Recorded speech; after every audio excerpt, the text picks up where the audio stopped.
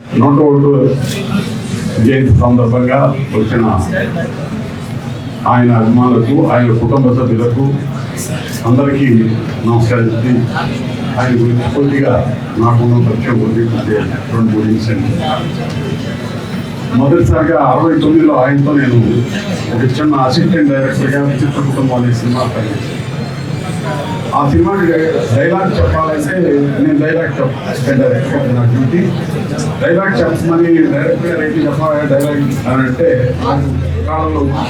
కాలంలో ఒడుగు స్టార్ట్ అయ్యేది. ఆయన దగ్గరికి వెళ్ళాలి. ఆయన అప్పటికి కుర్చీలో ఊగుతూ కొంచెం నిద్రపోతూ ఎక్కువసేపు నిద్రపోతారు ఆయన షార్ట్కి మధ్యలో. నేను వెళ్ళి ఆ డైలాగ్ చెప్పడం సైలెంట్గా నుంచినేవాడిని. ఆయన విన్నారా లేదా అని. విన్నాము కదా అన్ని దాకా ఒక మాట దాంతో గొప్పగా వచ్చేసి ఒంటి తగ్గించుకొని కూర్చునేవాడిని. సో ఆ విధంగా మొదటిసారిగా నాకు ఆయన దగ్గరగా పనిచేయడం జరిగింది ఒక అసిస్టెంట్ డైరెక్టర్గా చిత్ర కుటుంబం. ఆ తర్వాత ఆయన దగ్గర ఆయన స్క్రిప్ట్ రాసి పక్కన నేను కింద కూర్చుని ఆయన కూర్చొని ఊపుతూ గోడలు దిగులు కాపురం స్క్రిప్ట్ రాసి ఇచ్చేవాడు. అది నేను పుస్తక రూపంలో తీసుకొచ్చాను. సంకలనం చేసి ఒక పుస్తక రూపంలో తీసుకురావడానికి ఆయన ప్రత్యేకంగా అదో పబ్లిసిటీ ప్రత్యేక. సో పబ్లిసిటీ ఉపయోగపడడానికి పుస్తకం రాయాలంటే గొడవ కాబట్టి ఆయన స్క్రిప్ట్ రాసేవాళ్ళు నేను దాన్ని పుస్తక రూపంలో తీసుకొచ్చాను. నా పేరు కలిగి ఉంటుంది అది.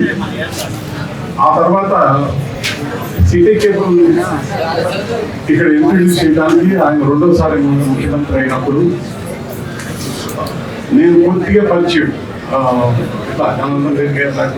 పరిచయం ఉంటే అట్లాంటి వాళ్ళు ఆయన దగ్గరికి వెళ్ళాలంటే గుర్తుంది కదా అని చెప్పి అది కొత్తది. డిజిటల్ సిస్టంలో ఎంటర్టైన్మెంట్ ప్రజల దగ్గరికి తీసుకెళ్ళి కొత్త సిస్టమ్ ఈ కేబుల్ సిస్టమ్.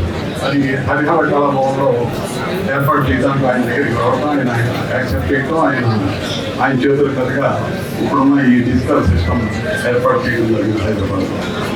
ఆ విధంగా నాకు కొద్దిగా ఆయనతో కొంచెం అంత పరిచయం, ఆయన గుర్తుపెట్టి అంత పరిచయం ఉంటుందని నేను అనుకోను.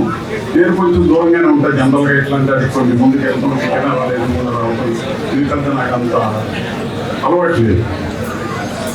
అయితే ఇప్పుడు మనం కూర్చున్న ఈ cultural centre, film Nagar cultural centre నాంది దానికి మొదటిసారి బీజం పడింది రామారావు గారి దృష్టిలోనే. మేమంతా మద్రాసులో ఉండి మద్రాసు నుంచి హైదరాబాద్ ఎలా రావాలి, ఏం చేయాలి అనే టైంలో చాలామంది ఫ్రెండ్స్ అందరం కలిసి డివిఎస్ రాజు గారి ఆధ్వర్యంలో అబిట్స్లో ఉన్న వారి ఇంటికి ఆయన ఆహ్వానించారు. ఆయన ఇంటికి దాదాపు ఒక 40-30 మంది ప్రొడ్యూసర్స్ వచ్చారు. ఆయన బ్రేక్ఫాస్ట్ ఏర్పాటు చేశారు. మార్నింగ్ ఫ్లైట్ దిగటం, ఎయిర్పోర్ట్ నుంచి రేగుపేట ఎయిర్పోర్ట్ రావడం. ఆయన బ్రేక్ఫాస్ట్ ఏర్పాటు చేసి బ్రేక్ఫాస్ట్ అయిన తర్వాత చెప్పండి కదా ఏం చేద్దాం, ఏం కావాలి, మీరంతా ఎందుకు రావాలి, మీరు బాగుంది కదా ఇక్కడ రండి అని అంటే, అప్పుడు సార్ ఇక్కడికి వచ్చి మేము ఏం చేయాలి, ఎట్లా చేయాలి, ఆ రాళ్ళు పెద్ద పండవు ఈ కొండలు ఇవి చూస్తే మాకేమీ అర్థం కావట్లేదు సార్, ఇక్కడ ఇల్లు కట్టుకోవాలంటే ప్రాబ్లం అవుతుంది. మేమంతా కలిసి కూర్చొని మాట్లాడుకోవడానికి కూడా ఏం లేదు. అక్కడైతే ఆంధ్ర కల్చరల్ అసోసియేషన్ ఉంది మద్రాసు.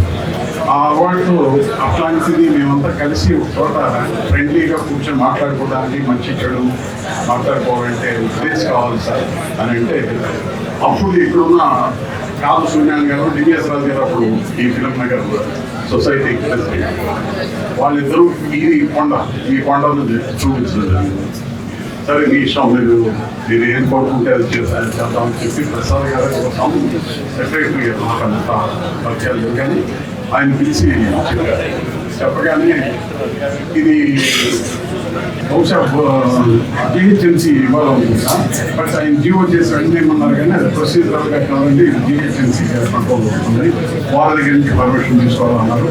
ఈలోపు ఏదో రకరకాలుగా రాజకీయ పరిణామాలు రకరకాలుగా వచ్చి తర్వాత చంద్రబాబు నాయుడు గారు ముఖ్యమంత్రి ఆయన చేతుల మీదుగా రామారావు గారు చెప్పిన ఈ ఫిల్మ్ నగర్ కల్చరల్ సెంటర్ ఈ రోజు ఇట్లా ఏర్పడటానికి కారణం వాళ్ళిద్దరు. ఆ రోజు రామారావు గారు, ఆ తర్వాత వాళ్ళు చంద్రబాబు నాయుడు గారు. ఆ తర్వాత నేను ఫౌండర్ సెక్రటరీగా 10 years చేశాను. ఆ తర్వాత ప్రెసిడెంట్గా 3 times చేశాను ఇక్కడ. అయితే ఇదంతా ఎందుకు చెప్తానంటే, చాలా మంది బయట వెయిట్ చేస్తున్నారు ఆయన జయంతి కోసం ఆయన ఈ ప్రోగ్రామ్కి అందరూ రావాలి. అయితే వచ్చిన వాళ్ళు 10 మంది, 100 మంది, 1000 మంది కాదండి, కొన్ని లక్షల మంది ఇట్లాంటి ప్రోగ్రాం కోసం ఎదురు చూస్తున్నారు. అది మీ ఆదరణలో, జనార్దన్ గారు మీ ఆదరణలో ఈ ఫిల్మ్ కల్చరల్ సెంటర్లో ఇంకా ఫ్రెష్ ఏరియాస్ చాలా ఉన్నాయి. ఎక్కువ మందిని పిలవక్కర్లా, అసలు ఇట్లా జరుగుతుందని చెప్తే వచ్చేసే అభిమానులు ఉన్నారు. ఆయన్ని రామారావు గారు సినిమా హీరోగా కన్నా ఒక గొప్ప రాజకీయవేత్తగా, ఒక గొప్ప మహామనిషిగా, ఇంకా చెప్పాలంటే రాముడుగా, ఈ దేశంలో రాముడు అంటే ముందు గుర్తుకొచ్చేది రామారావు గారు. అయోధ్యలో రాముడు, బాలరాముడు వీళ్ళంతా కాదు, అక్కడ కూడా ఆయనే చూస్తాం. నేను ఈ మధ్య చూశాను, అక్కడ ఆయన పోలిక లేదే అనుకున్న మనిషి. రామారావు గారి కోరిక గురించి అట్లా ఆలోచించేవారు రాముడు అంటే. సో అలాంటి వ్యక్తికి చేయాలంటే ఈ కల్చరల్ సెంటర్ ఆల్మోస్ట్ మనందరికీ చలనచిత్ర పరిశ్రమ కోసం ఇచ్చింది. సో ఎప్పుడైనా ఎటువంటిదైనా మీకు హక్కు ఉంది, మనకి హక్కు ఉంది. రామారావు గారు చేసిన విజయం కాబట్టి అందరికీ ఎటువంటి కొన్ని లక్షల మంది ఎదురు చూస్తారు. ఇటువంటి ప్రోగ్రాం ఖచ్చితంగా మీరు చేయగలరు, అందరూ వస్తారు. సో వారందరికీ ఈ కమిటీకి ధన్యవాదాలు చెప్తూ మరోసారి రామారావు గారిని తలుచుకుంటూ ఆయనతో కలిసి అత్యంత తక్కువ వ్యవధిలో ఎక్కువగా బాల్య స్నేహితుడు అశ్విని దత్ సినిమాలు తీస్తామంటే ఆయన హీరోగా అనేక సినిమాలు తీశాడు. ఆయన రోజు ఆయనతో కలిసి ఎక్కేవాళ్ళు ఇంత ఎక్కువ తీస్తాను అనుకున్నాను. అప్పటికి నేను వందే అభిమాని, వందే రేడియో పబ్లిసిటీ, అతని పబ్లిసిటీ చూసే మనిషి. ఒక స్టేజ్ డైరెక్ట్గా ఆయనతో కలిసి పనిచేయడం జరిగింది.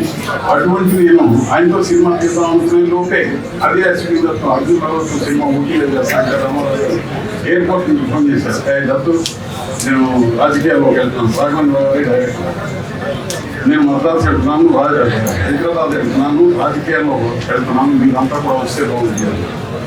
ఆ రోజు అందరూ అక్కడ ఏంటి రాజకీయాన్ని చాలా అన్ఎక్స్పెక్టెడ్గా చేశారు. మామూలు అప్పుడు టైల్ ఫోన్స్ ఉండే, సెల్ ఫోన్స్ కూడా ఉండేవి కదా, అగ్నిపర్వతం రైలు. సో ఆ రకంగా మేమంతా ఊటీలోనే ఉన్నాం, నేను అక్కడే ఉన్నాను. ఆ టైంలో ఆయన రాజకీయాల్లో రావటం అదొక సర్ప్రైజ్, అందరూ ఆశ్చర్యపోవటం. ఏదేమైనా ఆయన ముద్ర, ఈ కారణం జన్మ ముద్ర ఉంది.